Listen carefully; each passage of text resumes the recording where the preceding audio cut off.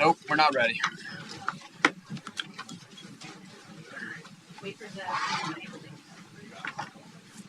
The pressure is on, Hannah. I don't know if I can handle this. Oh, there it is. All right. Knock, knock. It is Tuesday. It is May 13th of 2025. For those keeping track at home, it is 6 o'clock. This is the Planning Commission meeting. Those of you that can, please stand. I'll lead us in a quick prayer, and Joey will lead us in a quick pledge of allegiance.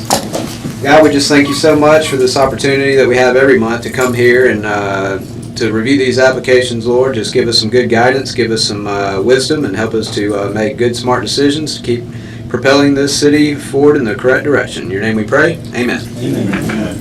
I pledge allegiance to the flag of the United States of America and to the republic for which it stands, one nation, under God, indivisible, with liberty and justice for all. All right, so I will officially call this meeting to order. If I didn't say those magic words earlier, we have all commissioners minus Nick present today. First item we'll look at is the approval of the minutes from our April 8th, 2025 meeting. Does anybody have any questions or comments from those minutes? Motion to approve. Motion by Kevin, second by Matthew. All opposed? I was trying to trick y'all. All in favor? Alrighty, that will carry. Old business. We did have one item listed on old business. So everybody saw that this item is being deferred, but I do believe, Wade, you want to give us a quick overview of where we're at with that one? So, yeah, you may recall at the last Planning Commission meeting, you all tabled it and to this meeting. The applicant, developer of the property, appealed that decision to the Board of Aldermen. The board at its last meeting decided not to hear the appeal and sent it back to y'all with also a requirement that the city obtain a title opinion on the property in question, and that's in the works right now. So we should have that available for you at the June Planning Commission meeting. Our goal and plan is to have that on the June Planning Commission and have that title opinion available at that time. Okay. So suffice to say, we are waiting on more information, and the hope is to hear it next month. And sorry, I didn't introduce that this is the 901 Bienville Boulevard, the vacation of the alley. So, anybody have anything else before we jump down to new business? No. All right. We will move down to new business. If y'all will read, the public is invited to address the Planning Commission for up to 3 minutes for each item per speaker for a maximum of 30 minutes. The Planning Commission will take all comments under advisement. Please identify yourself before speaking. The first item we're going to address is item 4A. That's going to be a public hearing for Spring Plaza subdivision at 1515 Bienville Boulevard, parcel ID number 612-650-11000. This is a request for approval of a minor subdivision of a 3-lot subdivision zoning CH Regional Commercial by Abe Carmel. Do I have a motion to go to public hearing? Motion by Matthew, second by Kevin. All in favor? Aye. All opposed? We are in a public hearing. Wade, I believe you want to start us off here? Right. Well, first off, is there anyone representing the applicant in the audience? We were having some issues earlier about whether they were going to be here. Yes. Do you want to proceed with this, or what's the planning? Andy, just for the minutes, who made the motion and seconded just now to go into public hearing? I made the motion. Motion, Matthew, second, Kevin. Thanks. So the question being arose is, there is nobody from here. I think this has got a couple of questions that we wanted to ask that may or may not need addressing. Do y'all want to hear it now or defer until the applicant can be in? I think it would be fair to ask the planning department to look into some of the questions so that the permit will be here next month with those questions. Do you want to have a quick little conversation? Let's have a quick little commissioner initial thoughts. Is that okay? And then we'll decide if we're going to take any official action or not. Do you have his phone number? Would you like to? We give us can just- call the let's see if we can developer. call him. That'd be acceptable to. We'll see how that goes. I got a quick question for you, Wade. Is this normal to take one building and divide it into 3 lots? It's I've never seen it before. I can answer that if you will. It's not usual. In my young days, never happened. as an engineer, I did a lot of work for Kroger, and Kroger almost exclusively did it this way. Now, I don't see it a whole lot elsewhere, but I know that Kroger almost always wanted their building, even though it's one building like that, separated out, and then the out parcels were on individual lots. So I have been exposed to it quite a lot. Not to say it's right or wrong, I have seen it quite a lot.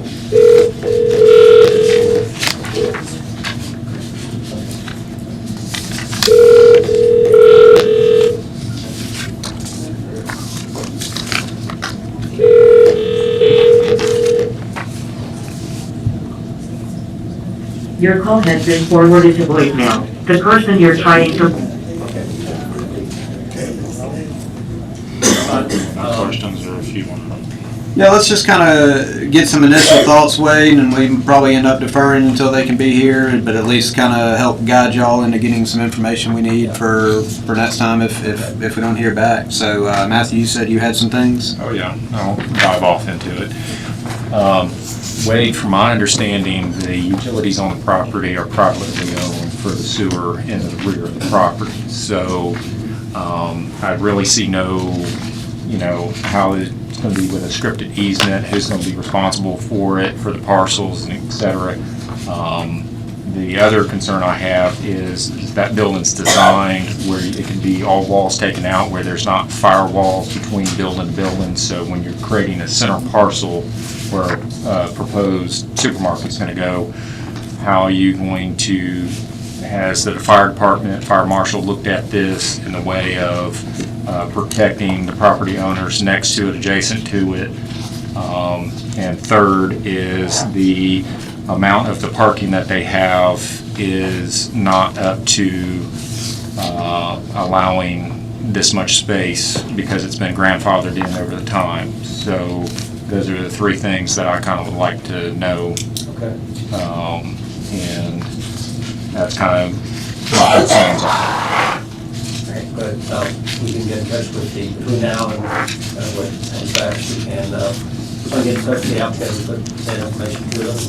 Okay, because it's, the utilities and everything, they do have water, but the water main that's on the property is privately owned. The city has the water meters, but, you get into a whole issue with if something happens, how, adjacent property owner, it's need to be spelled out a little clearer. And under this proposal with 3 lots, then each lot could have its own individual meter on the street, and then anything within the lot itself would be privately owned as a typical subdivision arrangement. Right. And this was sent to the Public Works and the Fire Department for their review. We did not get any kind of comment back from them as an issue, but they were made aware of the proposal. I know the age of the building and the fact that it doesn't actually have true firewalls, concrete going all the way up, extending past the roof. You kind of, deal with some issues on that. It's like they sprinklered, so that may or may not negate it. Of course, we have a fire chief on the commission, but he's not here. Yeah, but we're creating a separate parcel that's going to be different insurance, different, so you're got some issues there. I see. My thought with what Matthew brings up is there's some relatively easy ways to fix it that can be handled privately. However, we don't know that they're being handled privately, and if they're not handled privately, it creates a public issue. Is that kind of... That is correct. Yeah. Okay.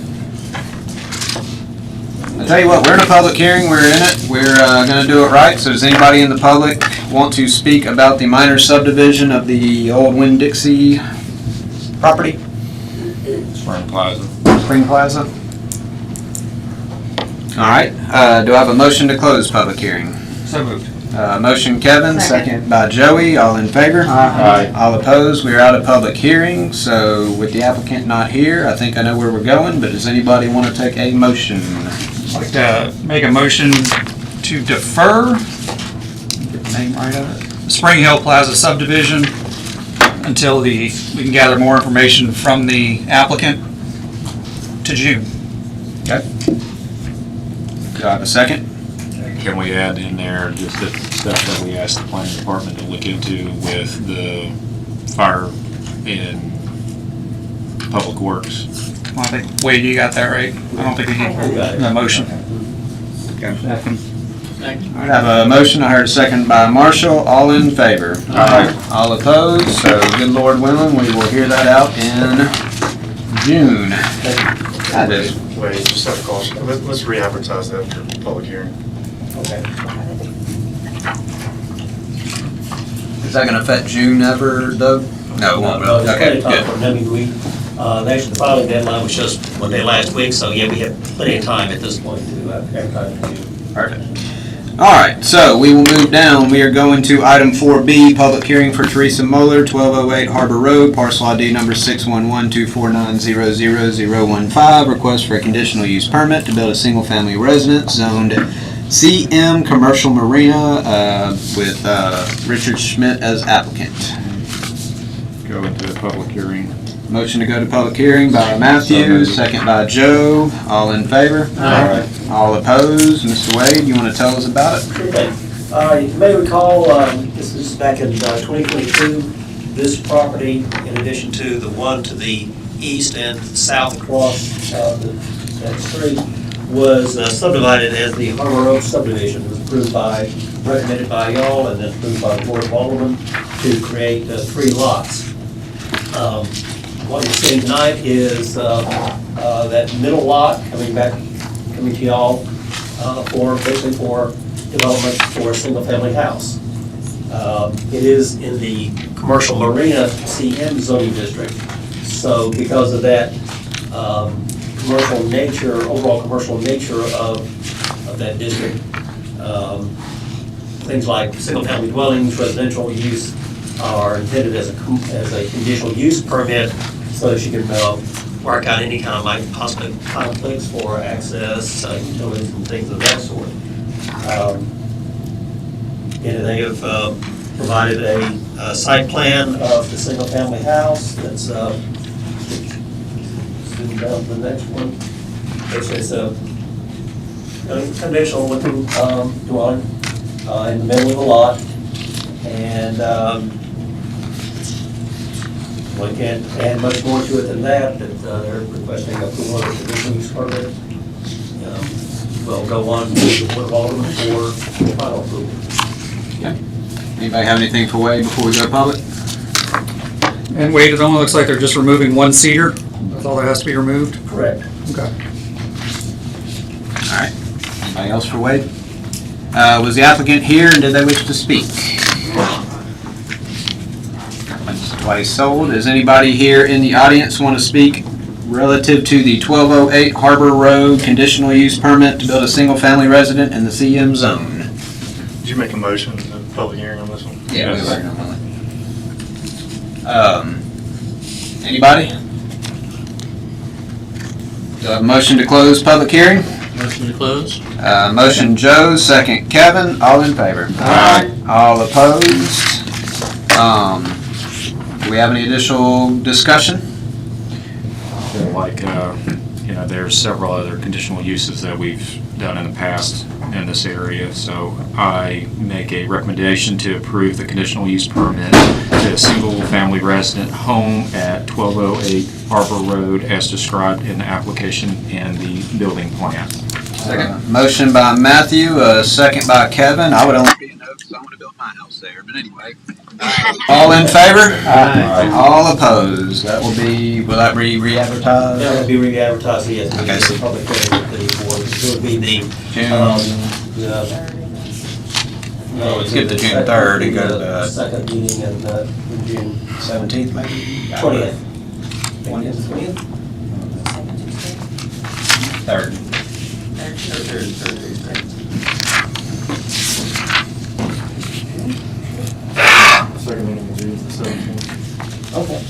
What's the date? June 17th. Okay, so it'll be on the June 17th board agenda for final approval.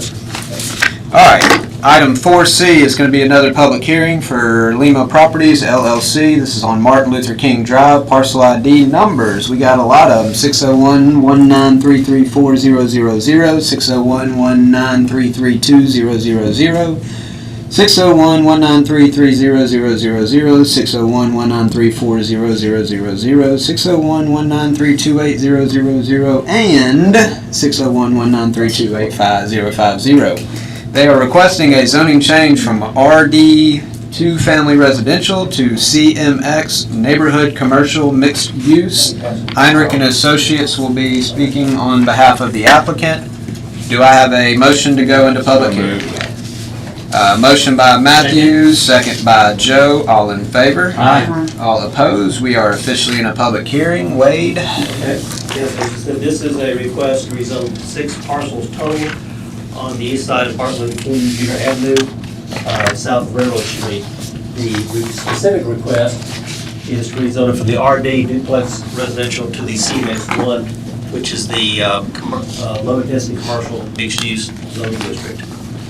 I think you can see the 6 identified parcels on your report, and also in that lower left screenshot down there. See, it's somewhat oddly configured. It's a little over an acre of the total area. And there are currently 3 houses located on one on each parcel, and there are also some vacant ones. As with any zoning change, the burden of proof is on the applicant to show that that it meets the criteria under both UDC and state law regarding zoning changes, and that there's either a mistake in the district or there has been a substantial change in the neighborhood to warrant the change in zoning. This is part of your report.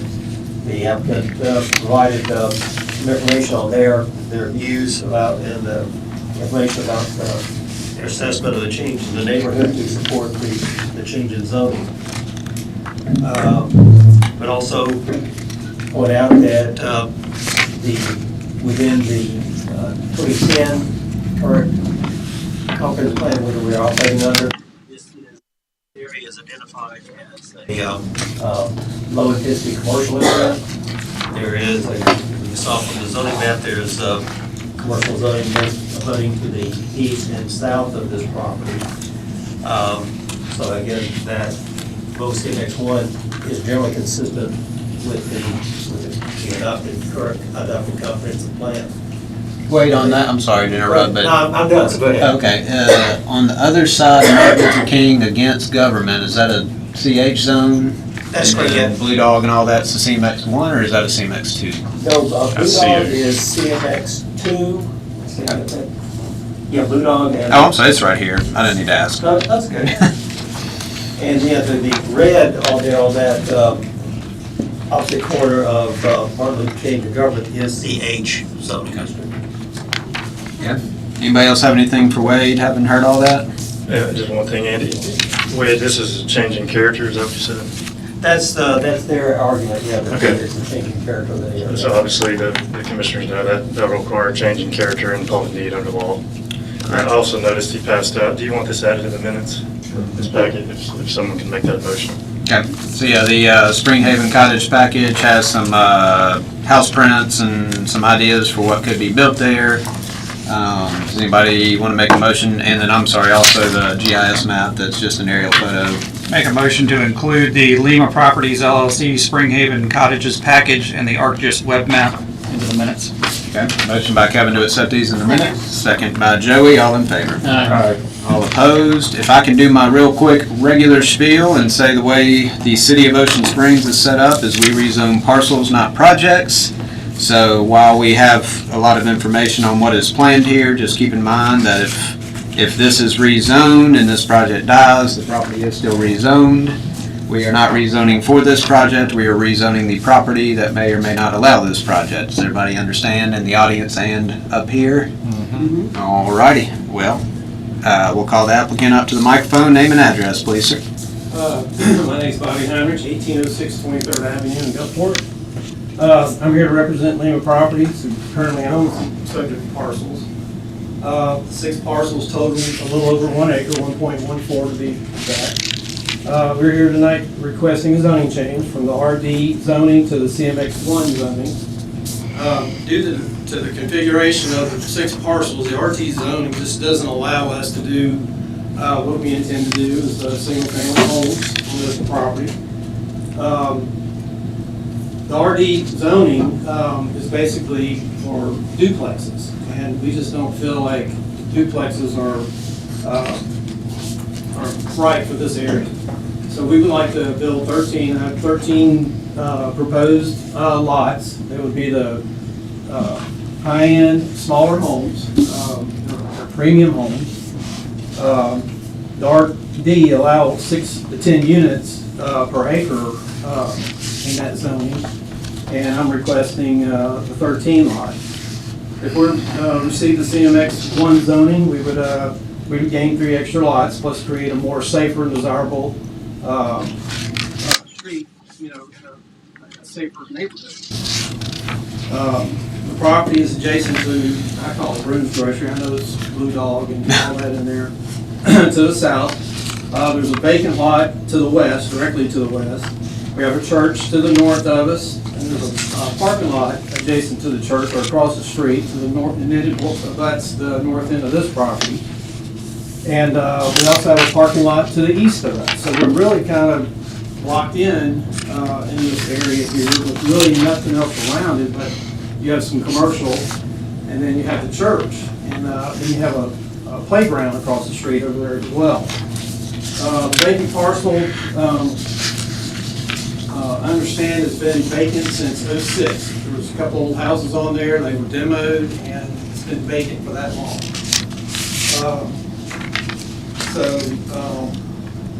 We're here requesting for the rezone to bring a new life into the area with 13 residential high-end homes.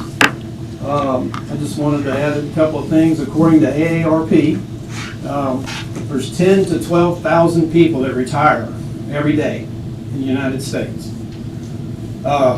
They want to move somewhere. There are a lot of people, as y'all know, there's a lot of development on the coast. Trust me when I tell you, there's development all up and down the coast. And they want to move to South Mississippi. Don't ask me why, they love it here. Florida, it costs too much and they can't find anything. It's very expensive to live in Florida. You have people moving from Texas and Louisiana over to Mississippi. They're anywhere from Bay St. Louis all the way over to Ocean Springs, even into Jackson County, people are moving here. So we feel like this little close-knit little development would enhance not only the city of Ocean Springs, but bring some economic development to the downtown area. So the reason for the request is that there's a public need. We feel like there's a need for this type of development. The people that would be moving here, low maintenance, the yards would be small, it's less maintenance. People don't want that anymore, especially if you're retired.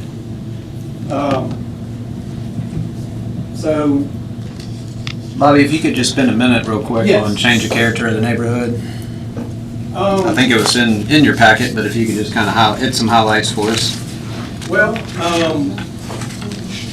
the zoning, I also feel like I may put that in there too, that it doesn't quite fit, that zoning does not fit that area as well. Anybody's going to be building commercial in that area, the way that it's going downtown, you have restaurants and they're going to be selling alcohol. Well, you have to be 400 feet away from the church. You're going to have a very hard time trying to do a restaurant and sell alcohol in a restaurant. So we feel like that's, a mistaken development, I guess I should say.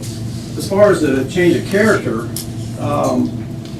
the people that are established in downtown Ocean Springs, they want to be close to their businesses, and we need some residential there. I just do not feel that this is a commercial site. You had a couple of houses across the street. People are down the road. There's several developments in the area that have built smaller rental units. These are not going to be rentals. These will be fee simple, built and sold to individuals. I understand your comment about, we're just changing the color of the map, but I like to show what we're actually doing with this property. It was purchased. This is what they requested to do, and we have a contractor and the owner, and we're going to build homes. We're going to build single-family homes. So, with the growth of the businesses downtown, I think you need some more residential closer to downtown. So I feel like that's the change of character in the neighborhood. All right, thank you. So, just reading my notes here, the development is very close to downtown, as I mentioned, with various restaurants, shopping, drugstores, novelty stores, and the best thing of all about this is walkable. I don't know if they're gonna have a golf cart or not, I mean, I guess they could, but it's real close to downtown, and people can just meander back and forth and just, live and work and enjoy what you have downtown. As I mentioned before, I think it would be very challenging for a commercial project to be there, especially if you want to build a restaurant and serve alcohol. You right next to a church, and that's not allowed. We don't have any intentions of doing that. So again, my name's Bobby. If you have any questions, I'll be happy to answer them. The other thing, if you allow us to move forward with this, we will abide by the City of Ocean Springs subdivision regulations. This will be a subdivision, it'll be platted lots. And meet all the stormwater requirements, utilities, all that. We'll go through the subdivision process. So again, I'm here to answer any questions. Bobby? I've got one question for you. So you said the property is not appropriate for commercial, but you're asking us to rezone to commercial. Well, but So, it allows. I understand, but this that you want to build isn't part of our decision-making today. That's not part of our equation. Our equation is what is the right zoning for this and has the character changed? So the comment really sticks to me when you say it's not appropriate for commercial, but you're asking to rezone to commercial. Because it allows single-family homes in that district, and it fits our program of what we want to do. A smaller, Acadian-style type development. The homes would be, that's why I showed you the homes. They're narrow. Yeah, but whether we build a subdivision there or not is for the future. Right now, we're just talking about the zoning. You're correct. So you'd have to come back to the subdivision and everything else, but Yes, sir. we're just talking about the zoning. So that was my only question for you. Thank you. Anybody else for Bobby? Hang on one second. Anybody else for Bobby before we call the residents up? No, I mean, this Well, we'll would, bring him back at the end if you want to hear him out, and then. yeah, I'd kind of, yeah, let's Yeah. circle back around, yeah. Okay. So Bobby, we'll let you have kind of the last word, if you will. But we'll go through the public hearing first and bring it back up if needed. All right, so we will call on the residents to speak to this one. Remember, 3 minutes and 30 total per item. Whoever wants to go first, just name and address at the microphone, please. My name is Joe Jewell. I live in Ward 3. I'm opposed to rezone these parcels from residential to commercial. As the applicant stated, that allows for unlimited compaction of apartments or houses onto that site. We're talking about 3 and 4 traditionally family sites in that neighborhood, now putting 13. And if you look at the applicant's map, you notice those parcels are packed up on top of one another with a very small cul-de-sac. I live in a very small cul-de-sac that was made in 1970. So the size of cars now, where are all these people going to park? If there's 13 houses there, there are likely 13 more vehicles. Most families that move in are going to have a 2-vehicle family. So there's a potential 26 new vehicles there. Where are they going to park? There's no street parking allowed.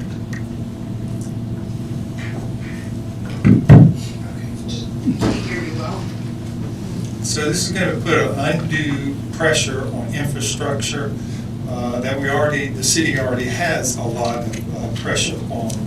It's in the middle of a traditionally historic minority neighborhood. There's a historic, one of the most historic churches here in Ocean Springs and on the Gulf Coast. These people that move in these facilities, these apartments, their guests, their families that come and visit them, there's going to be no parking for them, so they're going to park in the parking lot or in the church's parking lot, take up their property. It's going to cause a lot of congestion in that area. That's one of the main arteries into the downtown district. You have Washington Avenue and Martin Luther King Boulevard. It's going to put a lot of pressure on there. We already have a lot of pressure. There are two large schools that are right on Government Street that use this artery as access to Highway 90 with their buses. It's going to put a lot more pressure on these roads. And the issue, he said, is exactly that. We're converting residential property into commercial property for the compaction of the parking zone there. And I'm opposed to that. The city should have a mindset of not doing that. We are traditionally a residential neighborhood, and these properties should be maintained as residential. Thank you. Thank you. All right. Next, name and address at the microphone, please. Ellen Hall, 1217 Sunset, Ocean Springs. I didn't hear the rationale for the character change. I didn't get that, so maybe one of you guys got that. Did you get that? Did you say what the character change rationale was? I didn't hear that.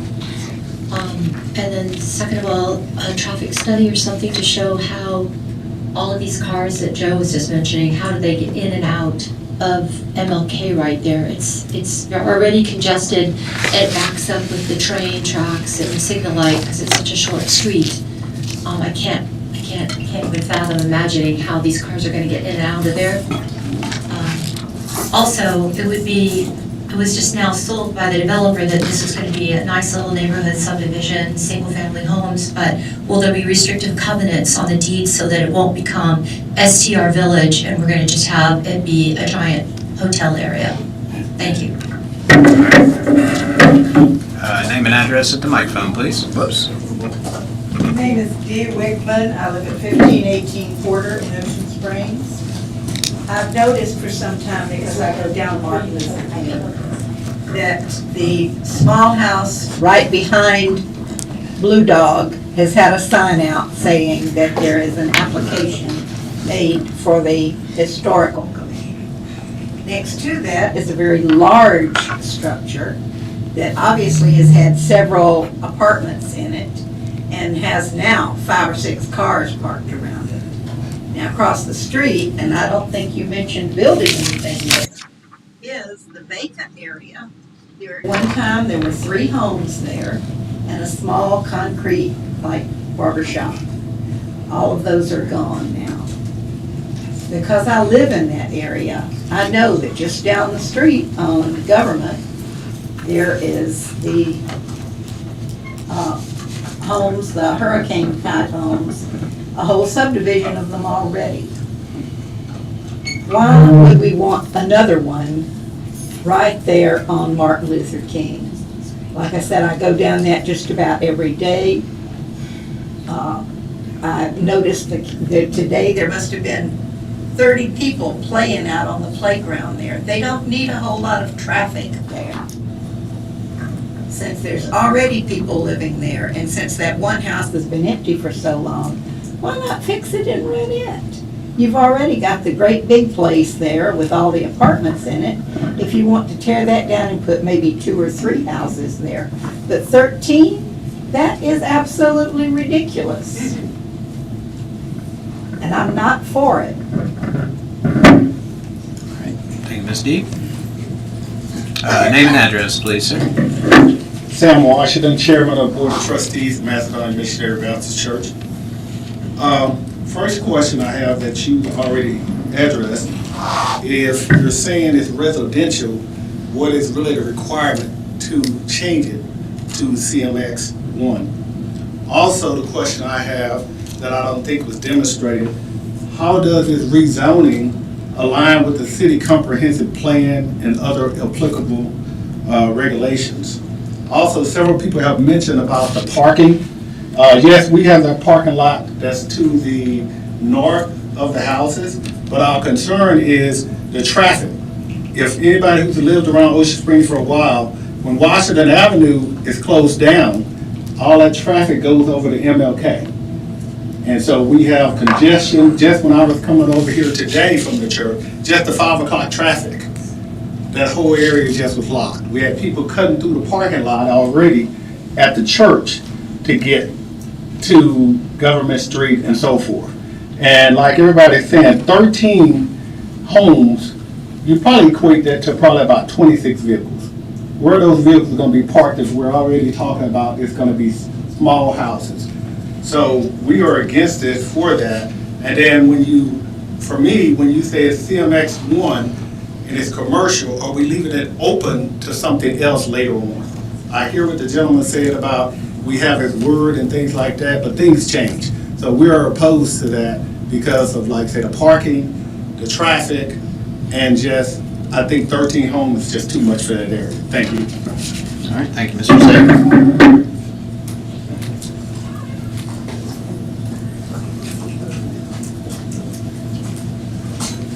Good evening, James Lewis, 805 Canebrake Drive in Ward 5, and a member of Macedon District Baptist Church.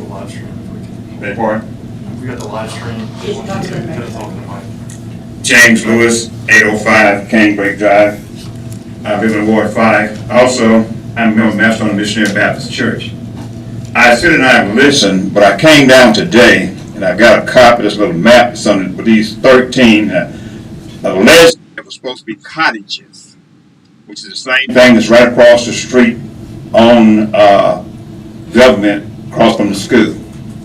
Key thing is, and I see this little parking lot, that's a little cul-de-sac that's in there, and you're talking about going back in and building 13 little homes. These are going to be shotgun homes because you can't go but straight back because of the nature it's going to be.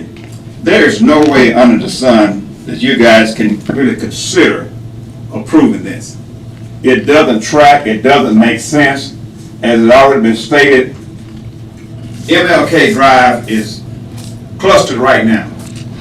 Sometime when you come down MLK, Blue Dog has an 18-wheeler that's parked, they're delivering their goods. So if you're coming south, you gotta wait until somebody flag you around. If you're going to church, there's a 20-mile-an-hour sign that's there that the traffic's supposed to be slowing down. And I can speak from experience almost getting run over practically every Sunday going up and down MLK because of the traffic. People are not paying attention. 13 times 2, that's 26. Those are vehicles. Those are not golf carts, those are vehicles. That has been stated. Where are these people going to park at? Eventually, someone is going to get seriously injured because of the traffic. Where's the traffic study that goes back in and have looked at, not even with just these houses going in, that goes up and down every day? This is something you got to go back and seriously consider. Thank you for your time. All right, thank you, Mr. Lewis.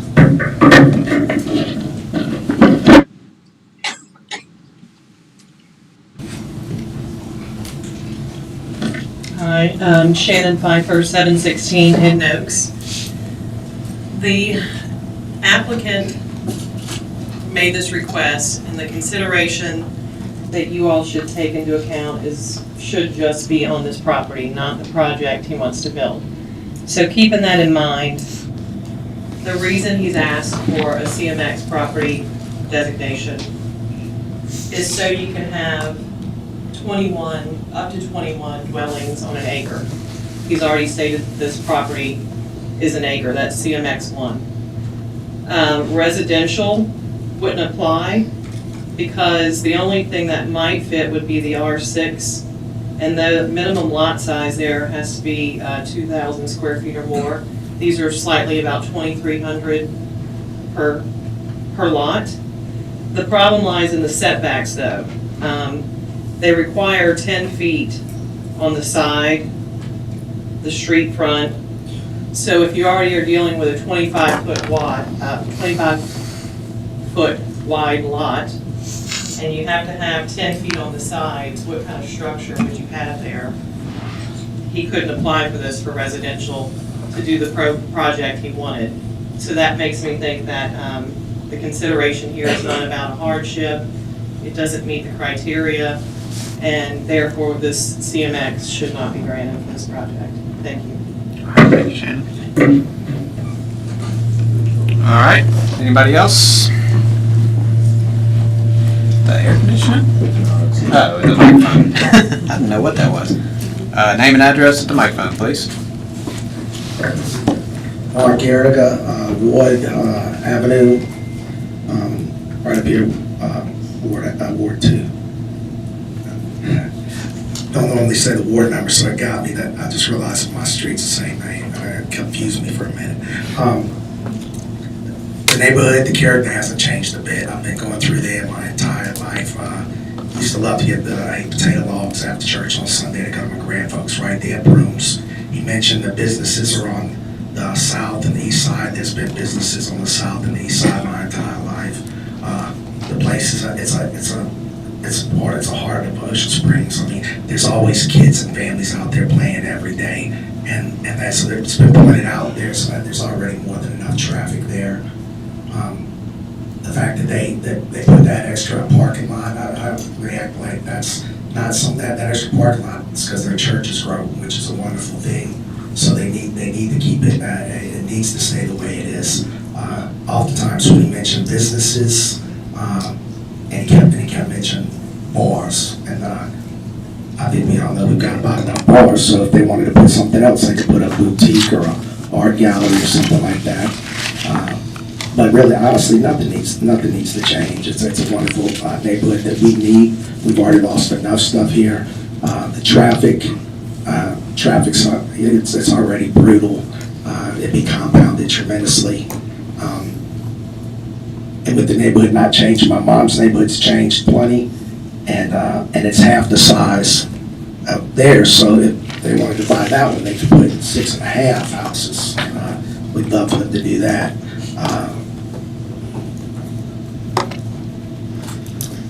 But I ask. I mean, I know that y'all are going to do the right thing, because I can already tell you had all these bright people in front of me speaking. But please save this neighborhood. We've already lost enough.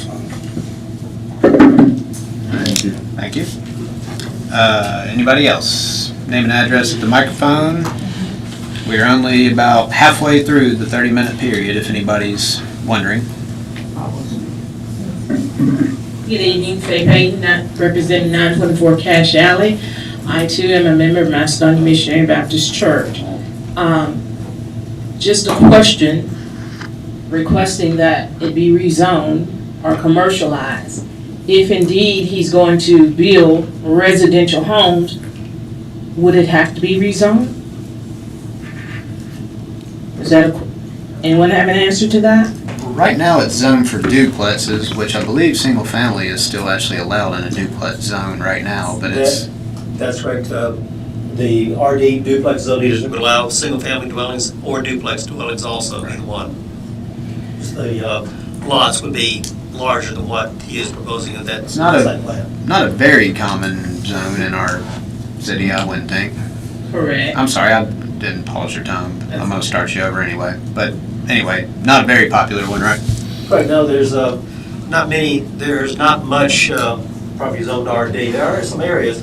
Most of them are actually used for single-family dwellings, but there are areas that are in the RD district, primarily in the downtown area. Okay. All right, keep going. And as stated, their plan is to build 13 homes, as stated by all those who have come before me. That is ridiculous, because you do not have the space. I'm passing that property at least 2 times a week. I go to church there every Sunday, right across from it. I cannot envision it. I'm not an architect, but I cannot envision that. And again, as it relates to the traffic. And yes, our church, we own the parking lot next to it, and we own the parking lot on the other side of the homes that are there. We have them because our church is growing. There is no need for you all to allow something such as he is requesting, 13 homes to be built. On the property you have, build 2 nice homes. Sell them. That's my recommendation. Thank you, Ms. Fay. Thank you. Who's next? Name and address at the microphone, please. Asher Waller, Ward 1.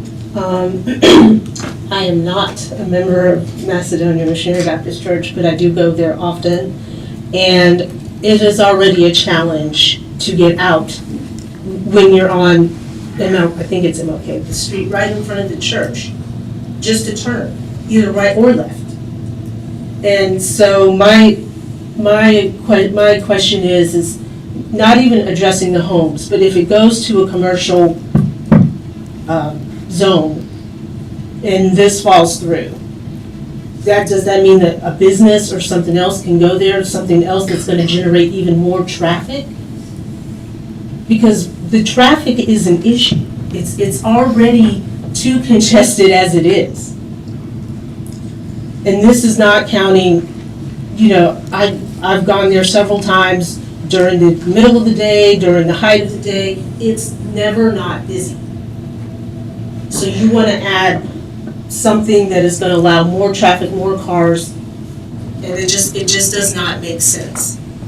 Whether it's little tiny homes or whether it's some other business that will come in as a result of it being zoned commercial. Thank you. Thank you. All right, who's next?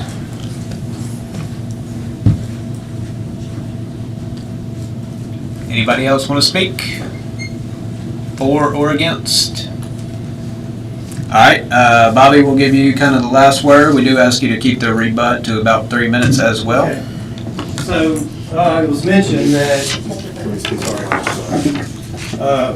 that we want to keep it the same. Well, I just kind of want to show you all what we're getting rid of. There's 3 dilapidated homes on this property that you cannot, they're in repair. I'm sorry, I can't show it. Anyway, if y'all want to pass those are pictures of the existing homes that are there, and they're about to fall down. So we're getting rid of something and bringing in something new. I just wanted to make that point. They need to be demoed. So the RD right now, as it stands, allows duplexes, and duplexes are not what you want on this piece of property. It does allow residential homes. But if you broke that, again, the parcels are, the way that they're configured, you would get 3 to 4 lots on there, and they would be $1 million houses, and that's not the program that we want to do there. I don't think that they would ever sell it.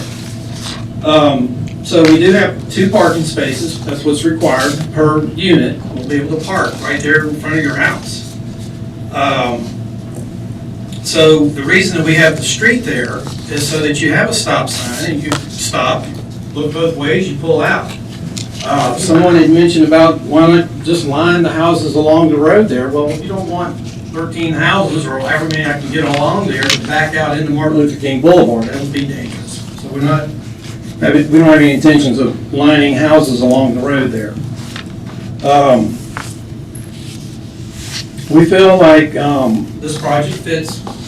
I call and talk to the planners in every municipality on the coast, and before we come and make our presentations, we want to make sure we're doing something that that will be pleasing to the cities or the counties. And we feel that this does meet the comprehensive plan. I just felt like I had some positive feedback on this development. These homes will be somewhere, and this is heating and cooled, 12 to 1,500 square feet. You're talking somewhere between $500,000 to $650,000 homes on these lots. We already have interest in these homes here. The church parking lot right now has 34 parking spaces. So I don't get the parking comments, but you have whenever the parking lot is used, you got 34 cars in there backing in and out of Martin Luther King Boulevard every day that the church is open. So yeah, you gotta have parking. Hang on, guys. Bobby, you got about 20 seconds if you can. Talking about the restaurants and things that are around there, that's the amenities. You gotta park across the street, it can be used.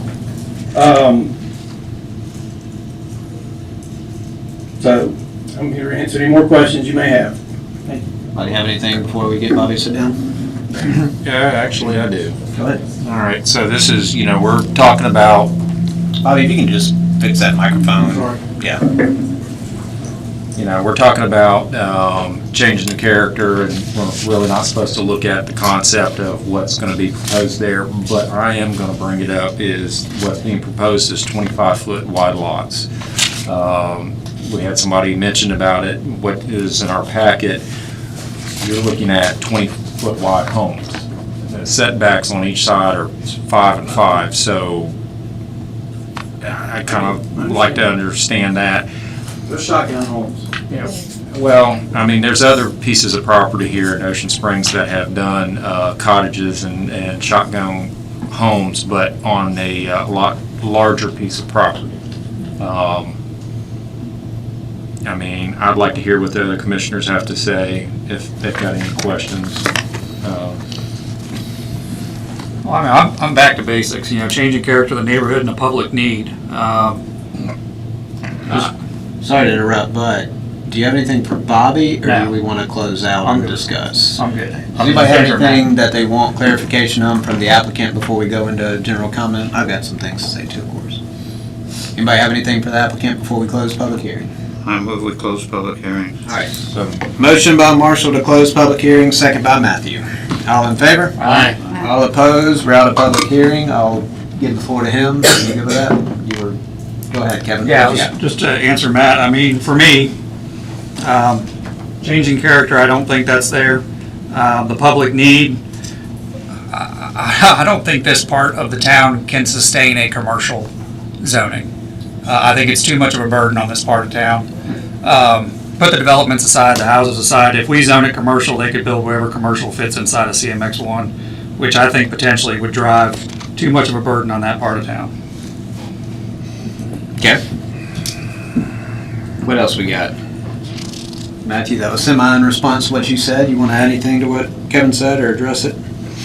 Well, I mean, it's just, the density of that property being CMX1 for commercial. If you do build residential on there, there is no cap for short-term rental dwellings on those properties.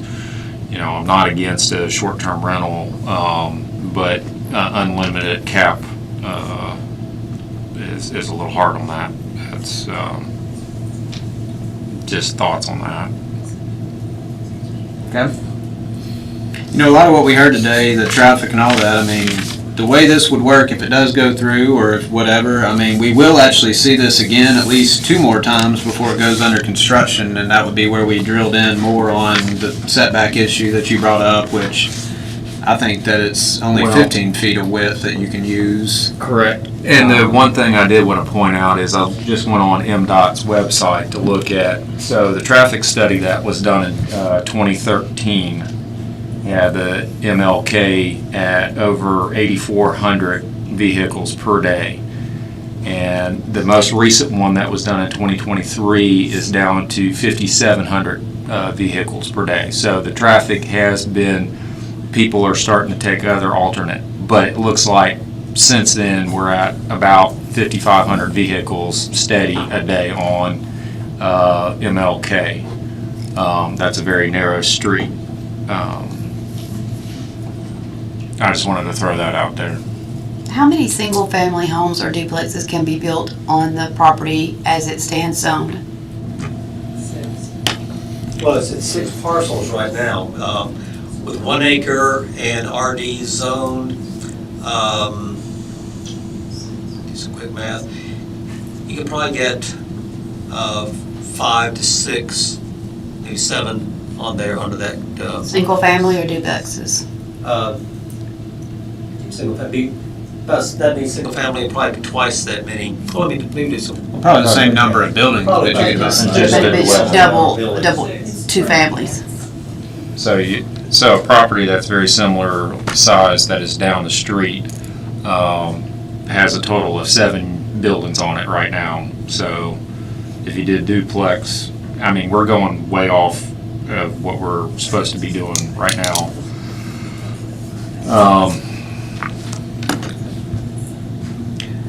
So yeah, going back to what Matthew just said, what we're supposed to be doing, do we think this is a duplex piece of property or a light commercial piece of property? And I did have it open. I do not believe it got me off of my table when I moved to the traffic count, but I don't believe gas stations are allowed on CMX1. Can you say for sure? They're not. They're not. They're not, yeah. No. I did see convenience stores. I saw liquor stores would be, but I think it was Bobby, somebody could do it with the church. Nursery and preschool, so relatively light commercial. I'm sure we could all find something we agree or disagree with on the list here. And then as far as residential and the existing zoning, where did it go? So yeah, you could do anything other than townhouses or multifamily in RD. So you could do single family detached, attached, or duplexes. So do we think this is more of a duplex style development, or do we think this is more of a commercial? Do we think this is a transitional commercial from the CMX2 to the RD? Keeping in mind that if it was to be rezoned, we would get the sketch plat and the preliminary plat, both public hearings to go over the details on They're gonna have setbacks. to go to the county and dissolve. Yeah, they'd have to collapse lab and everything too. Yeah. Excuse me.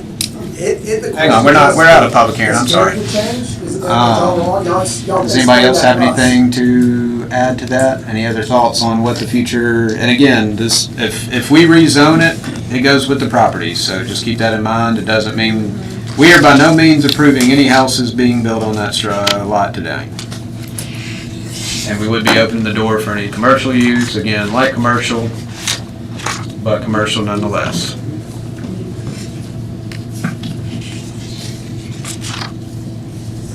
Anybody have anything to add to that? Any additional thoughts? Questions? Discussions? There might be some already. Well, the fact is, the property that's adjacent across the street from it is commercial and has not been developed, I'm leaning toward it's, the character of the area has not changed. Okay. Anybody else want to add any comments? And if not, if anybody wants to take a turn at a motion, I'll do it. Make a motion to recommend denial of the rezoning of parcels 60119334.000, 60119332.000, 60119330.000, 60119340.000, 60119328.000, and 60119328.050 from RD2 Family Residential CMX1 Neighborhood Commercial Mixed Use. All right, I had a motion to recommend denial to the board. Second. Matthew has seconded. All in favor? Aye.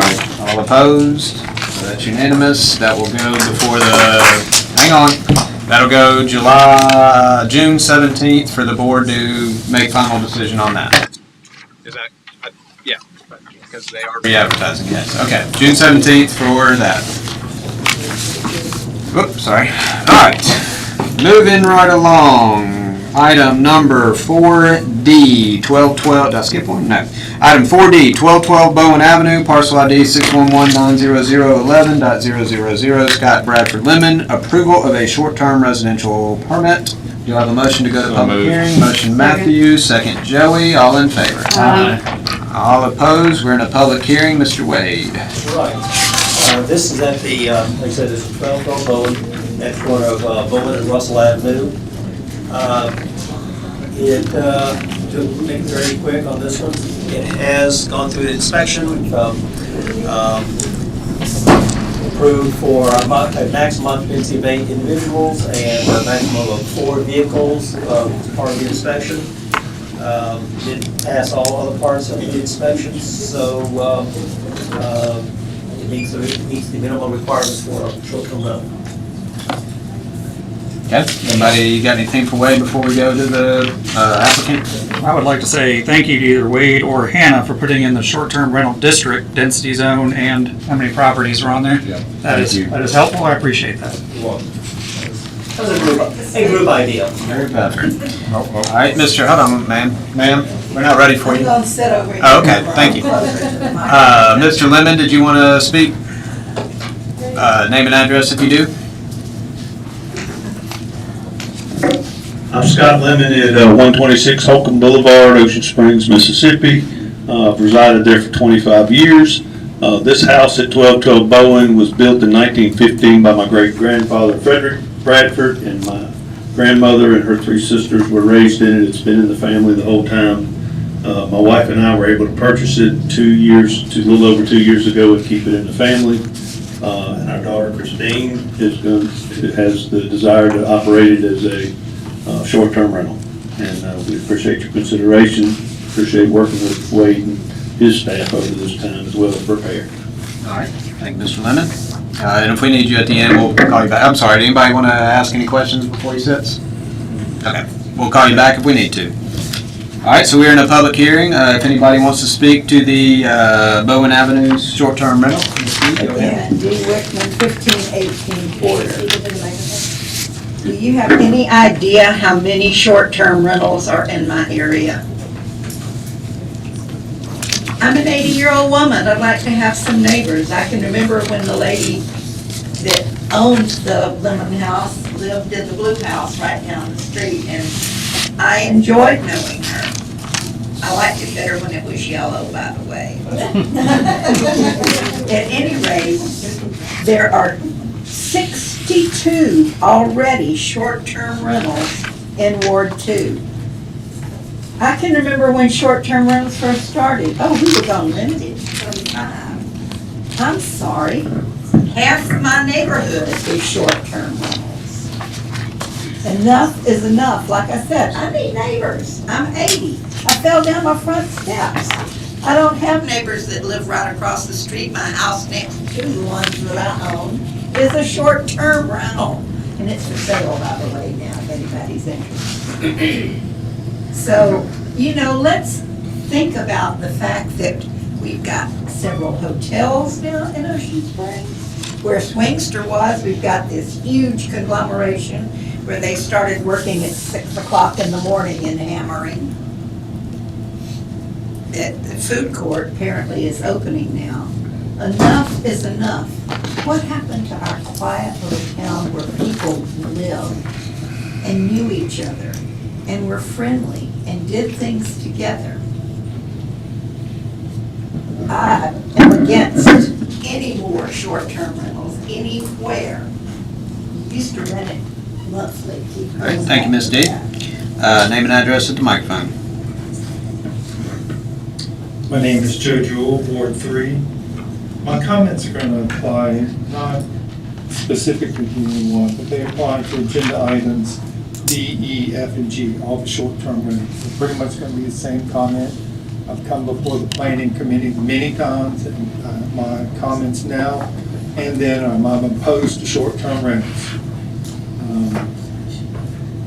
We need to keep our residential areas residential. The Main Street accesses my cul-de-sac is McCool. There are 3 short-term rentals on there, and 2 of them, Sandwich, a really good friend of mine on the very end. And I can't repeat how she describes that experience because it's just hearsay. But these things are not what they are touted to be or what they're expected to be. Our attorney in a previous meeting has said that legal definition, they're not commercial enterprises. I would argue against that. They're exactly commercial enterprises. They commercialize our residential neighborhoods. I'm opposed to those, and I'm opposed to any additions to the ones we already had. We have had at least 3 different changes in the caps of short-term rentals. I mean, it's never going to stop. The more you approve, the more you're going to have to increase the cap. There's no limit to it. At some point, this commission, the Board of Aldermen, hopefully the new Board of Aldermen, takes action and acts. Thank you.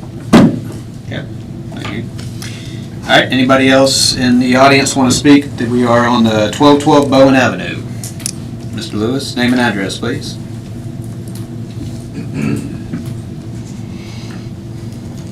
James Lewis, 805 Canebrake Drive, short-term rentals this is just another way to go back in and how you make money. A young man stood at this podium maybe about 3 months ago. And he stated to the board that, guess what?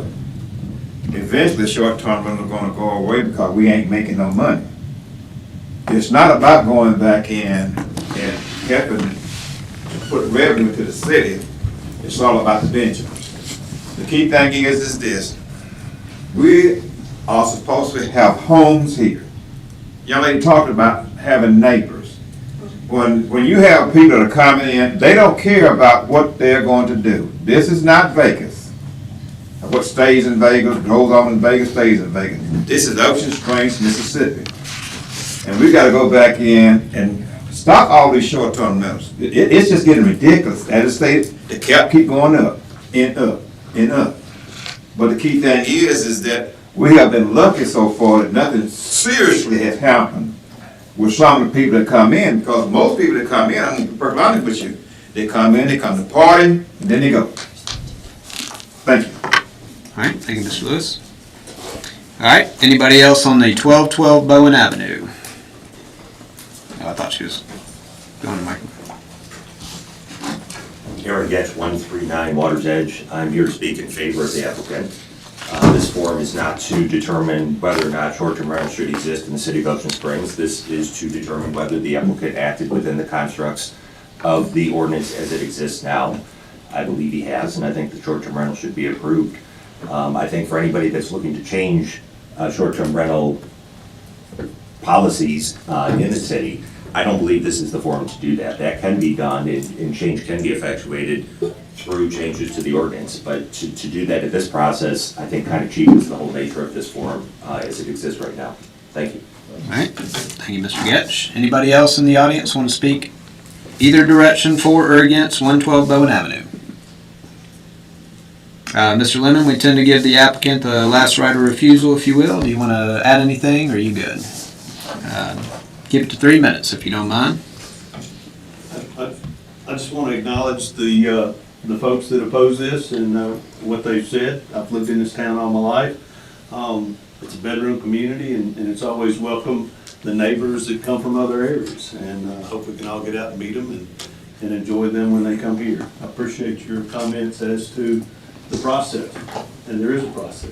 This is really the chance to shut it down. So thank y'all for your consideration. All right, thank you.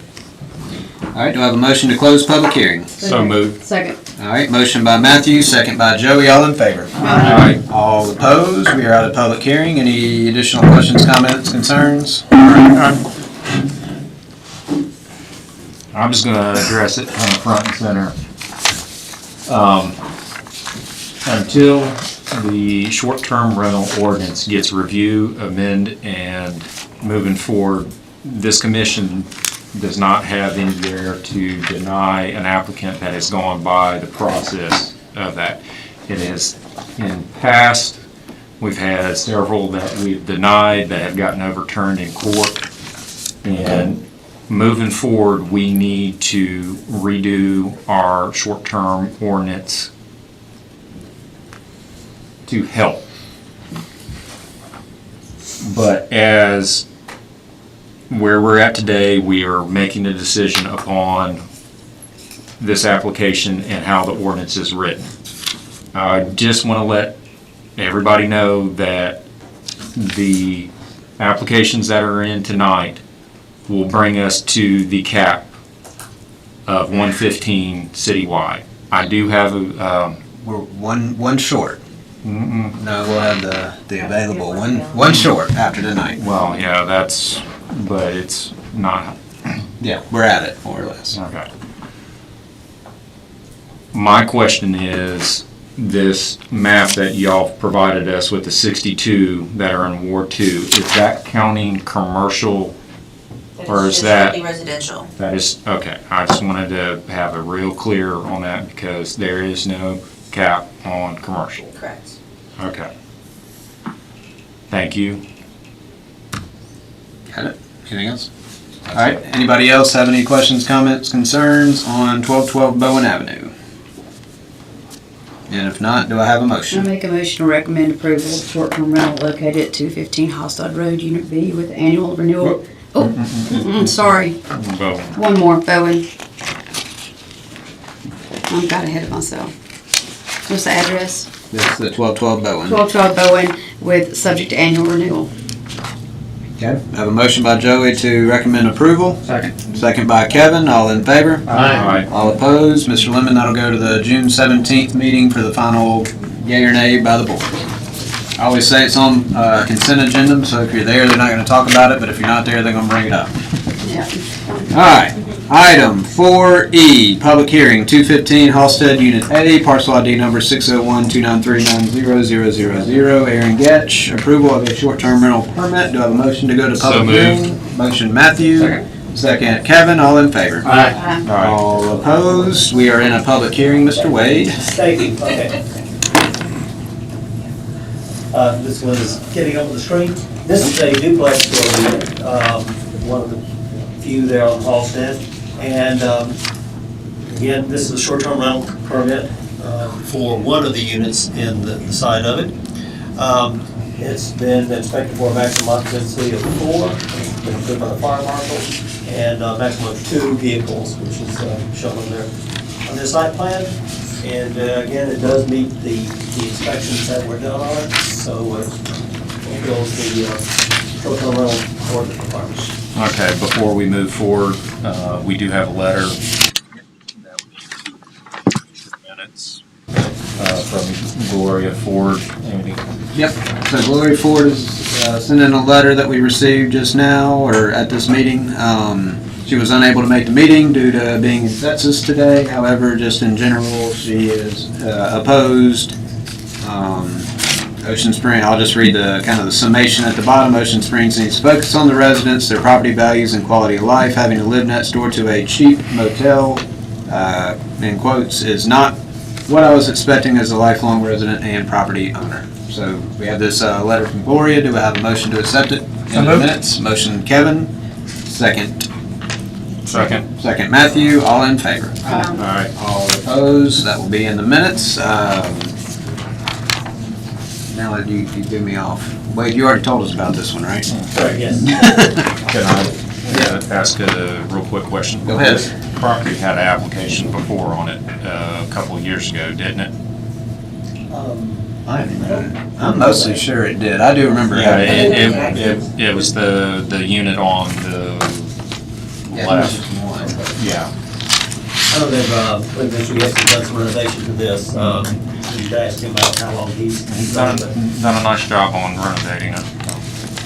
Okay, why don't we bring the applicant and then ask him? Yep. All right, Ms. Getch, did you want to speak? Not unless there's anything that, How long have you had these properties? just over a year. Okay. All right. You got anything else you want to ask him? Okay. All right, so we are in a public hearing for 215 Halsted Road, Unit A, which I believe is the northern unit, but it kind of is inconsequential in a way. Anybody in the audience want to speak relative to 215 Halsted Road, Unit A? Name and address at the microphone, please, ma'am.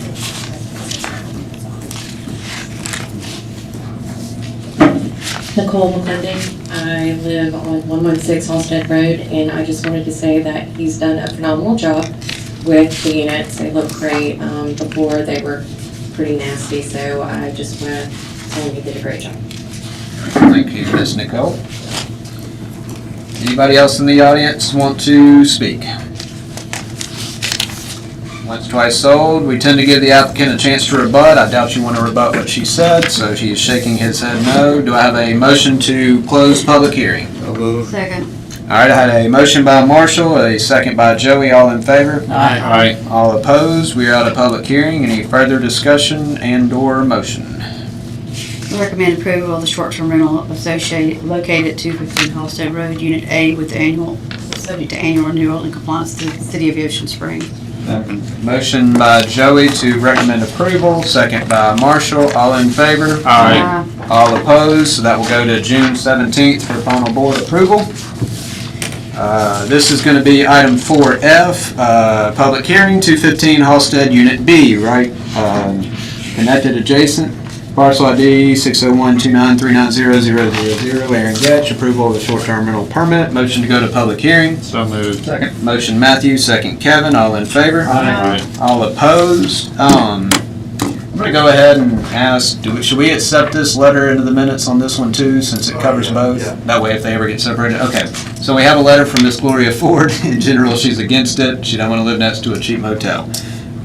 Do I have a motion to accept this in the minutes? So moved. I got a motion by, we'll go with Second. Matthew, and a second by Kevin, and a third by Joey. All in favor? Aye. All opposed? So that will be in the minutes for both items now. Wade, you want to tell us about this one? Yeah, it's very brief. This is the other unit in the same building as the one before. Again, the basic requirements, elements are the same. Maximum occupancy of 4, 2 parking spaces, and it did meet all the inspections, so compliant with the short-term rental ordinance. Okay. Anybody have anything for Wade? Mr. Getch, anything to add? No, sir. Anybody else in the, am I saying your last name right? Close enough? Okay. Anybody in the audience have anything relative to Unit B, 215 Halsted Road, Unit B? Does that put us over the cap, or are we dead at it now? Name and address at the microphone for the record, please.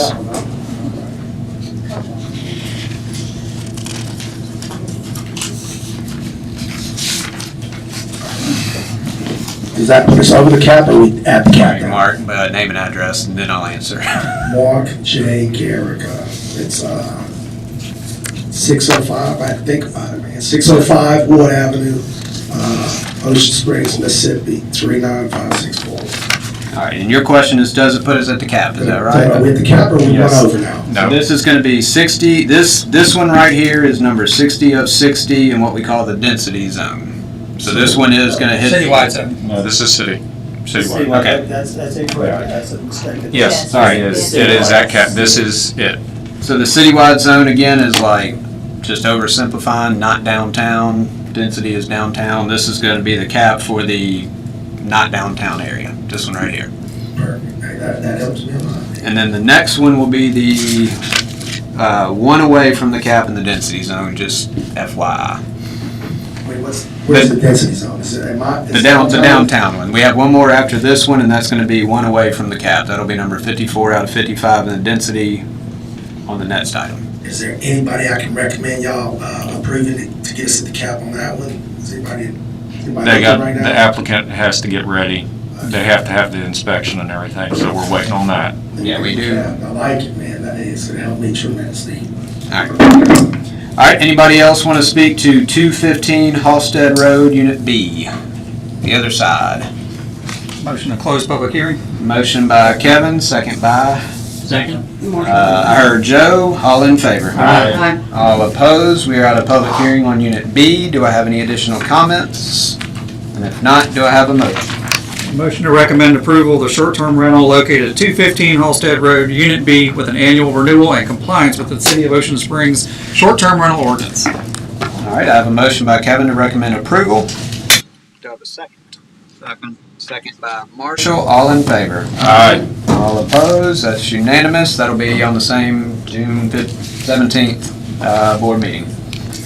All right, next item, 4G, 1405 Porter Avenue, parcel ID number 601-371-54000, William and Dolores McClendon, approval of a short-term rental permit. Do I have a motion to go to public So hearing? moved. Motion Matthew, was that a second, Marshall? Yep. Marshall with the second, all in favor? Aye. All opposed? We are in public hearing. Mr. Wade. Thank you. Again, this is in the density zone, because it is in the, on Porter Avenue, more or less the downtown area.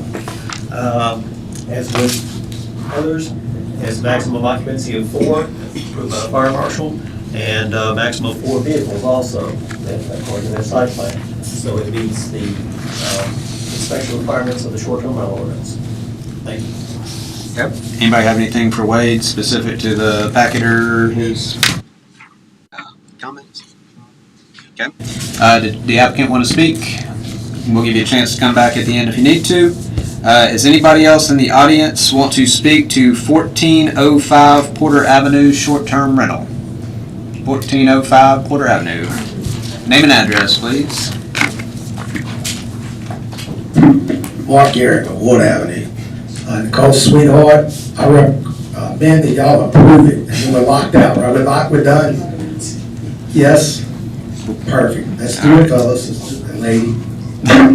All right, thank you, Mark. Anybody else in the audience? 1405 Porter Avenue. Make a motion to close public hearing? Motion Kevin, second Joey. All in favor? Aye. All opposed? We're out of public hearing. Any extra comments, thoughts, questions, and/or motions? Make a motion to recommend approval of short-term rental located at 1405 Porter Avenue with annual renewal and compliance with the City of Ocean Springs. Motion by Joey, second by Marshall to recommend approval. All in favor? Aye. All opposed? So again, June 17th for the final board decision. That used to just be a regular rental, so was the one with the. All right. So now we are up to item 5, general public comment. If you have a non-agenda item you would like to address the commission on, now would be your chance. Name and address, keep it to 3 minutes, please. My name is Joe Jewell, I live in Ward 3. I want to address the, I guess, the process, the agenda items, and the actions that were taken tonight. First, I understand having the applicants come up and give a presentation, the committee asking questions. But what I don't understand is the applicant getting 2 swings at it after the public comment, and the public only has 1 swing at it. I think that's unfair for the public. The applicant gets to make their presentation, answer and interact with this board, and then the public gets up and makes their comments, and now he has the opportunity to rebut any comments that are made. But the public doesn't have the option to rebut what he said. So I think that's unfair. It doesn't give the public due process. And then 2, about the short-term rentals. So we heard a couple of people speak about process. So I made this comment before this board. I think the long-term people here that have been on the board recognize when short-term rentals were first made, that I first made this comment when the board recognized then that all they can do is approve. So I'm just questioning, what are we doing here? So the public can sit up here and make all kind of comments we want, and applicants will criticize those because they're not pertaining to the regulation, the ordinance that provides or allows short-term rentals. So why are we even making comments? If you're not going to take any action on it, you're certainly not going to tell the board how many people were opposed to it. You're just simply going to say the applicant gave process, we had a public hearing, and it was approved. So I just don't even understand why it even comes here. I mean, what is y'all's process? What are we doing here? There's really no need to have a public hearing. I mean, because y'all going to approve it anyway. As long as it doesn't meet the cap, it's under the cap, they're going to approve it. Thank you. All right, still in general public comment. If anybody has any non-agenda items, go ahead. I was going to say something. We got commissioner forum. We were talking about, you talking about the short-term rental thing? Okay, we'll bring it up then. Thank you. All right, go ahead, Mr. Dane. Yes, Dan Burton, 1105 Washington Avenue, representing Pelican Suites. I want to thank the board for the deferral of the issue that has come up related to the vacation of the alley. And I don't want to go into any details related to it because I guess we'll be dealing with that at the next hearing, which I'll be prepared and ready to speak about that. But I do want a point of clarification, just for my own purposes, so I can be better prepared as well as respect the time of this board, because I know it's a volunteer board. My entire comment is related to the application and of the applicant. And state statute requires that all property owners actually have to sign off on the application for vacation of the alley. That has not happened. And so my question to this board, and I guess this would be proper to ask this board, because I know it wouldn't be proper to ask the Board of Aldermen, because y'all are the committee that decides this, but who approved from the city of Ocean Springs, the application is being brought before you. Because I understand, like Commissioner Hinton had said earlier, related to the short-term rentals, that this board actually, follows, current ordinances that are in place. And that may not be popular with a lot of people, but you have to follow the ordinances that are in place. So I'm trying to get clarification because I'm still very unsure as to why this issue that has now been tabled twice or deferred twice is even before you. And I would just respectfully ask that somebody from the city provide me with information as it relates to this, because I don't think it's a proper jurisdiction. I don't think it meets state statute, and I know that this commission actually respects state statutes. And so I'd like to, stop the ongoing expenses for the city and myself, and probably the developer. So if you'd be kind enough to do that, most of y'all have my number, and I'd be happy to speak to anybody that can provide me guidance on that. So thank you very much. Sure. Wade, is that a you question? Is that a Will question? That's a me question, and Mr. Burton knows he can contact me anytime, and I'm happy to discuss that with you. Y'all have each other's contact? Good? Okay.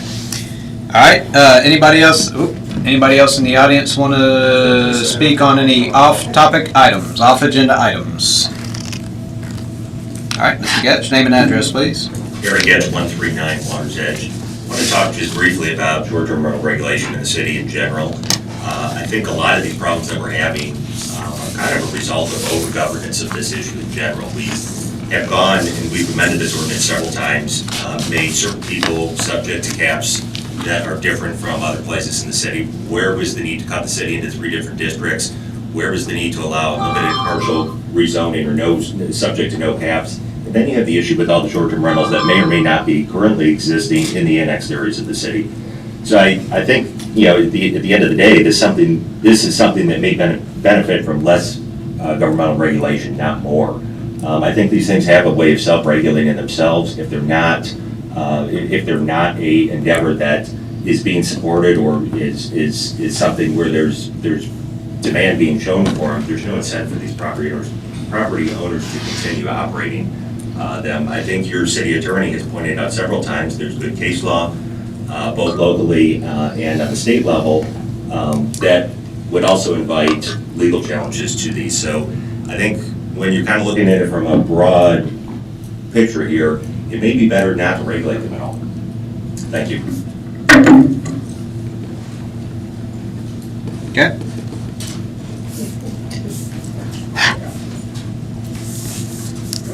Mark Garrigo, Ward Avenue.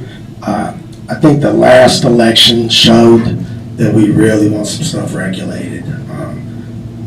It's gotten a little crazy, the overdevelopment and all kinds of stuff, how we just stay. Like those poor people, I like how MLK, first off, a wonderful job on that MLK decision. Those people knew what they were buying. So many people have lost the money where they sell a property that they know what can be put on that property. And then the guy with the money, and he calls the one guy who he's buddies with the other guy, and then next thing you know, boom, they're allowed to put a shopping mall on that 2-dwelling house with a property right there. And so they make a ton of money, whereas the guy that had the house, he could have made all the money had he known that he was going to be allowed to sell it like that. So we definitely need regulation, and y'all are one of the only ones that actually stands up. So please keep doing what you're doing. And this poor fellow back here that's dealing with the thing on Washington, as a small business owner, it's already tough enough. When people can't barely get to your place, I saw it over in Biloxi when they did all the stuff for the streets on the north side of Howard. It killed, it must have been 50-60% of those businesses went out of business. Businesses that have been around for decades, family-owned businesses went out of business because their clients could no longer get to them. So I hope y'all give this fella some help. Thank you. All right, thank you, Mark. All right, anybody else in the audience? Off agenda item discussion. Once, twice sold. Motion to close. So moved. Marshall, second. Kevin, all in favor? Aye. All opposed? Jumping into commissioner forum, and we had an item, actually, Kevin, either you or Matthew requested that we have a work session. Was that you? Yeah. So we are going to have a commissioner work session to discuss short-term rentals. We have some maps up here. Did you say you have it on the screen for anybody that, or no? No, sorry. Okay. How do y'all want to do this? Do y'all want to kind of do a quick introduction of what we're looking at? Matthew, you want to start it off if you called for it? Yeah. Matthew's taking the torch here. Let me get a So, for over the past year, we've been asked to review and look at the current short-term ordinance, which is, I don't like the fact that commercial has an unlimited on commercial. I think that there needs to be some structure around that. The thing with the, if we're going to look at density and split it, between citywide and the density zone, and the other thing that we have we reached out to the new annexed area to see if there's anybody that has short-term rental within Ward 6? I've had one request so far. Had a request, but do we know if anybody is already currently, don't know? We haven't, I don't, no, we have not. I'm not sure if that would even be something that would be possible to do, given that the county does not regulate them at all, to my knowledge. Until that is done, the rezoning of the newly annexed area. Right. Correct, okay. My concern is, there's been a lot of voice with neighbors, residents coming in that don't, they show objection that they don't want it in their neighborhood. And it's not just one or two or three, it's, and then we have a case that we have them in a neighborhood that we have no objection. So, it's been mentioned to these neighborhoods, take your covenances, redo them, put it in there where it basically your HOA says no short-term rentals. Do we push it back on each subdivision neighborhood to protect themselves, or that's kind of what we need to look at, so. I think this, I've been here, 5 years now on this commission. And Joe and Marshall gave me a great education when I started, because we were just starting this short-term rental thing, and they explained it as, before it was the Wild West. Anybody could do whatever they wanted, short-term rentals. There was no regulation, no way for us to track who was doing it and where. So they created the ordinance, said, all right, now you gotta come to the city and get a permit if you wanna have a short-term rental. And that was a way that we could, kind of some control over what was happening and where. And then we put in the caps, where there were caps established. We quickly got to those caps, and we said, all right, the demand is greater, and trying to balance the neighborhood needs with the, business owners, property owners that wanted to be able to bring in tourists and people like that and do this as something that they could do. And the Board of Aldermen raised the cap, and we went back and we looked again, and we said, all right, now this isn't working, because we're still getting a lot of complaints, and we're still trying to balance business and neighbors. So we created the zones, the density zone, the citywide zone. We created those and said, all right, well, let's try to do more short-term rentals where it makes sense, and less short-term rentals, out in the neighborhoods and people's established neighborhoods. And now we're running into issues with that. So I think, Matt, thank you for bringing this up. I think we do need to make some recommendation to the Board of Aldermen, whether it's a separate work review or we all sit down and say comprehensively, let's take a look at this, and what's the next evolution going to be. I don't think it's going to be deregulation, but I do think we need to take a look and say, we need to rebalance again. And what's our recommendation to the Board of Aldermen on how we do that? All right. I agree with that. One thing I wanted to throw out there also is, this is a Will question on this. Airbnb and VRBO sent out an email a couple of times, one back in March and one of recent, that is following up the short-term rental regulations in Ocean Springs. And they are apparently looking at the legislation impact where they're looking at federal law. Do you have any read of what's going on with that? No, I mean, there's not too many cases. The only one finalized is, I think we've discussed before, out of the Fifth Circuit in New Orleans. A case about they had a restriction in their ordinance that out of town, people that didn't live in town could not be an applicant for a short-term rental, which they found unconstitutional. And other than that, there's really no nationwide guidance, I would say. Okay. We had a draft of proposed revision to the short-term rental regulation a couple months ago. I know I sent my comments in terms of what modifications I thought on it. So I think the appropriate thing is to get that before us again, probably in a work session, and do whatever fixes we think are appropriate, and then that can go to the Board of Aldermen. I think the process has started, we just didn't get to the next step in it. Does that make sense? That sounds like a great plan. Hannah, do you know how many, Matthew brought up the uncapped commercial, do you know how many are in the commercial districts? Off the top of my head, I think about 125, but I'd have to verify that number. But I mean, that could be like literally above the Lady May or something, like an apartment downtown or something. Matthew, you brought up commercial unlimited. Do you want to, I mean, I know we're talking about work sessions and all too, but I mean, are you wanting to propose a cap on them? What is your thought on that?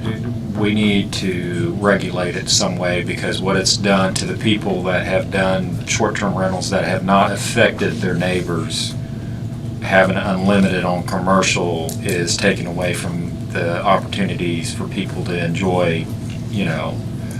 I don't think short-term rentals should be citywide. I think they serve a purpose within, you know, a certain area of Ocean Springs, walkability, but to govern what somebody wants to do with their property, you know, I have feelings both ways on that. On the commercial side? Yeah. What's your thoughts on the, I don't mean to grill you, everybody, what's your thoughts on the current, so right now the caps are 60 in the citywide and 55 in the density. Just keep in mind the density zone is much, much smaller than the citywide zone. So if you're looking at that map, the top one, the little green, not even all of Ward 2 basically is the density zone. So does anybody have any thoughts on the 60 and 55 caps, or do we want to withhold thoughts until a more formal? Oh, you messed up. No. You messed up.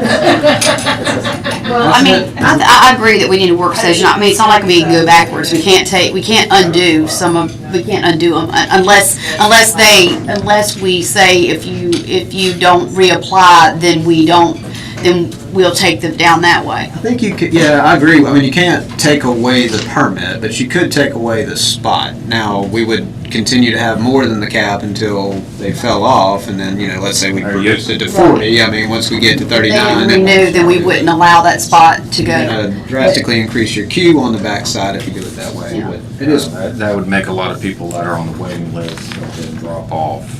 So it's Yeah, I just don't see us going backwards with that, but I mean, I just do think that this needs to be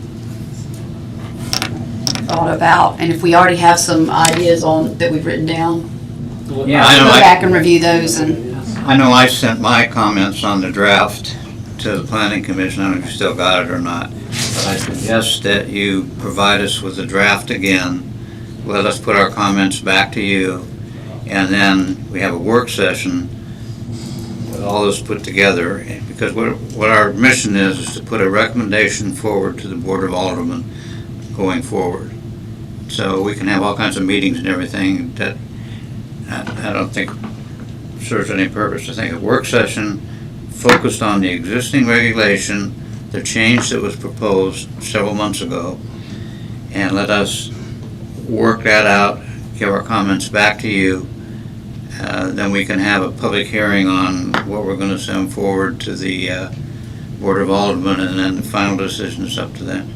Yeah, I mean, this is something y'all haven't discussed, y'all need to think about too. The short-term rental, section 510 residential and section 511 commercial are not within the UDC. No. So that's been discussed as a potential change previously, that they need to potentially be moved to the UDC. So, I mean, y'all as a review body, you're free to discuss an ordinance change, but technically, since it's right now, it's not in the UDC, it wouldn't be a change to the UDC that's reviewed by this body first. It's just it's an ordinance change in the discretion of the board. So, I mean, that's another consideration. That would be part of what we send to the board. Perhaps if you want to recommend to move it somewhere within the Unified Development Code rather than where it's currently set. So that'd be part of our work session. That'd be good. One thing that I think would have that would make a more effective work session is we hear all the negatives sitting behind this table, but I don't think we discuss the positives, right? And I think that That's a good point. we probably need to engage business owners that are affected and just in some way try to, I don't know if that's quantify, qualify or what, but we need to make sure that we are making, doing our best effort as a city to do the scales of justice, right? I mean, we need to make sure we're looking at what are the benefits to the city, to the local business owners, to the residents, and what are the detriments to the city, to the business owners, and whatever. We can get into this more, but I don't believe there's been hardly any police calls, correct? If we can whenever we have a work session, if we can kind of get some data on some of that stuff. The times we've looked at that, there, at least in Ocean Springs at least, that our police calls are very, very few. Right. So, and then I think at some point, I mean, I'm sure we'll be at the work session, but I know there's going to be some legalese to not only what we're doing, but like you said, I mean, there's been one big, I don't know if it's quite landmark case, but one big, coming out. I know that didn't you say it was a state law that had there's a couple of state laws that have been vetted about whether or not it's a commercial. It was my opinion. It was the Mississippi Supreme Court has found that in relation to covenants, not short-term rental ordinances necessarily, but covenants between neighbors, that a short-term rental is not a commercial use that takes it out of a residential single-family dwelling covenant language, which that wouldn't disbar it because they've deemed it not a commercial use. But a new an old subdivision could just write out short-term rentals anyway, right? I mean, if they have valid covenants and then they have a process for amending those covenants, they can get together by whatever majority they're required to in their covenants and amend them and specifically disallow short-term rentals. That is up to them. And so, Matthew, you kind of said it earlier, but yeah, I think we should get the subdivisions to, It gives the residents, They do have a voice. I mean, there is and it may be that, so some of them want them and some of them don't. It may be the that- problem is most covenants say single-family resident. The problem is when you go to court and a judge looks at it and says, short-term rental and single-family rental are one and the same, which you could argue it on both sides, but they've been overturned. So that's, we need to look at that. The judge is gonna go with what y'all recommend. All right, anybody else have any thoughts in advance of? Sounds like we're headed towards a work session. Marshall, I'm gonna say you spearheaded the. Can I do something I'm opening myself up.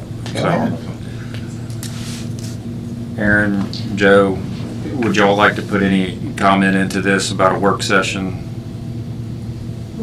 Now or later.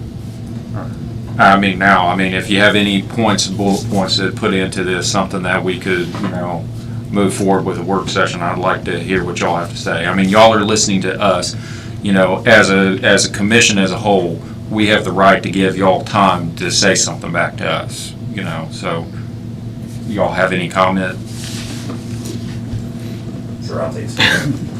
He is yielding the floor to you, I believe is my. Correct.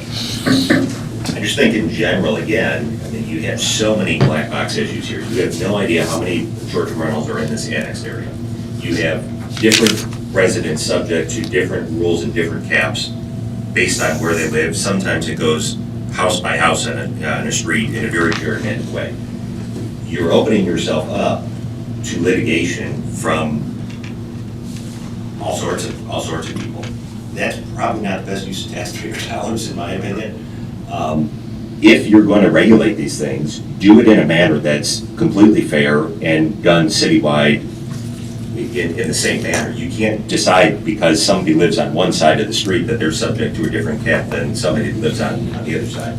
To your point about commercial, you said there, I think, working on that is definitely a worthy endeavor. I think zoning some of those projects that have been zoned to commercial in town is essentially spot zoning. On a lot of these real estate listings, the first line in the listing is not subject to any caps in the city of Ocean Springs. That should never be a selling point. With regards to the MLK property, while I do believe you guys did make the right decision on that, the decision should have never been, we're not going to zone this to commercial because it has the potential to become short-term rentals, which are uncapped. That should never be a consideration on a rezoning, in my opinion. I just think there's like so many issues in the city right now where you have, real opportunity to have somebody challenge it from a legal perspective, and I think they have reasonable cases to do so. So I think that should be a consideration above all else when you're looking to regulate these things, but make it the same for everybody. Whether it's zone commercial, whether you live in a area that's subject to no cap, or to have 3 different or 4 different sets of rules for a city of this size doesn't make a whole lot of sense to me. And those are some of the things that I would encourage y'all to think about, and I appreciate the time tonight. All right, thank you.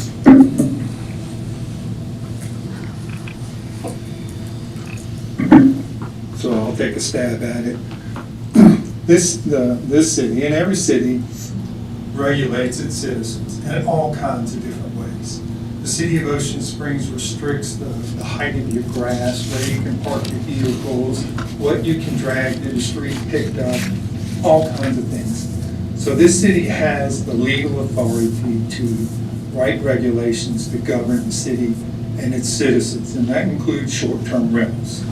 I believe there should be a cap on short-term rentals. I actually agree with you on that sort of arbitrary way that you would write it, that this side of the street or this subdivision is very arbitrary and capricious and would open the city up to litigation. But that doesn't mean that y'all can't write a broad-based rule that addresses the issues that the citizens that live in these residential areas have concerns with. There are more private residents that are voicing concerns than there are short-term rentals in the residents. And I also agree with your comment about having the other side be present. I think it's unfair for any governing board to have a bunch of citizens show up in opposition and make a decision and not hear the opposing voice. Because I've been in that situation in the small where we were drowned out and not allowed to speak. So those people that are proposing short-term rentals or have short-term rentals absolutely should be allowed a voice and allowed the ability to speak and comment. So that's just my 2 cents. Thank y'all for allowing me to speak. Thank you. All right, anybody else have anything today? Marshall, One brilliant thought today. Just one? Years ago, when we started this process, okay, I said, the thing is that there's no control over rentals in Ocean Springs. And the concern of the citizens was, what about short-term rentals? I said, well, if we have a regulation, speaking from having lived next door to long-term and short-term rentals, I'm frustrated that I had no control over how people use my property aside from, taking them to court and suing them or whatever. So I thought the city was well served by coming up with a short-term residence regulation that has specific standards and an annual renewal, whereas if you had problems with them, you could take their authorization away. That still works for the city, and I think we should have some good feedback today to consider in our work session. But remember, there are absolutely no control over long-term rentals. So I think we consider everything we heard tonight, have a good work session with, the attorney present, so we'd make sure that we don't have any legal issues with it, and go forward with a recommendation to the Board of Aldermen in terms of updating the short-term resident ordinance and consider the UDC as part of that process. I agree. And one benefit is this is something that I don't think needs to be rushed through on a work session with this, is we are at cap. So I think a lot of thought needs to get put into this. Public comment needs to get, brought into it, so. I didn't say rush, I said we should have a work session to start the process. Well, I'm emphasizing that we need to take our. Y'all are in heated agreement. We need to start the process at some point in time. No, I agree with both of y'all in that regard. I think it'd be good to sit down and have a real one, but I agree to, Hannah, if you can just get us the document that Marshall went out and just ask the commissioners to, do you think, Marshall, would you rather us all kind of mark it up and send it in, or just bring comments to it, or? I think that we ought to get back, I don't know how many of you guys saved the draft that came to it, but furnish us with a draft update of the short-term rental regulation. Let us send our comments back to you. Once you have them in there, you can send us an update, and then we can schedule a work session to I think deal it'd be with. better to do it that way too, with a round of comments each to pass out to everybody. Yeah, but we need to see where, I think we should be able to do that. I think so. I think that's doable. you still got a copy of the draft change, right? Yes. Yeah. Yeah, let's. Well, I mean, to Matthew's point, like, if we don't get it this week, I mean, it doesn't have to be tomorrow, you know what I mean? Like, Yeah. we are more or less at the cap, it hopefully will have a dampening. I just- We're starting a new journey down the road. Wade's got One study wins the race, Let's right? do it right, I guess is the point. Yeah, I want to give a lot of thought. I want to reach out to other communities that have been through these issues and get their input on it, because Ocean Springs is very unique, and moving forward is in a manner that we need to look at this very carefully. So. Sounds like a plan. So I make a motion, we adjourn. Motion to Second. adjourn, Marshall, second Joey, all in favor? Aye. All opposed, we will find out on June 17th if we get to adjourn. Thank you. Did the board approve our adjournment?